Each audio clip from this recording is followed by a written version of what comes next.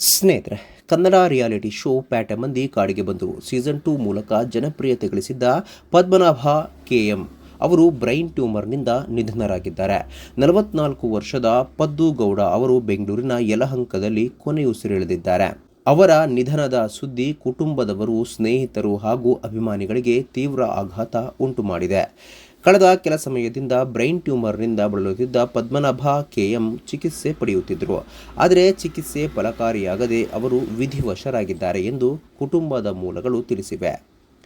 ಜನಪ್ರಿಯ reality show ಪ್ಯಾಟೆ ಮಂದಿ ಕಾಡಿಗೆ ಬಂದರು ಸೀಸನ್ 2ರಲ್ಲಿ ಸ್ಪರ್ಧಿಯಾಗಿ ಭಾಗವಹಿಸಿದ್ದ ಪದ್ದುಗೌಡ ತಮ್ಮ ಸರಳ ವ್ಯಕ್ತಿತ್ವ, ಸ್ಪರ್ಧಾತ್ಮಕ ಮನೋಭಾವ ಹಾಗೂ ನೈಜ ಬದುಕಿನ ಶೈಲಿಯಿಂದ ಪ್ರೇಕ್ಷಕರ ಮನಗೆದ್ದಿದ್ದರು.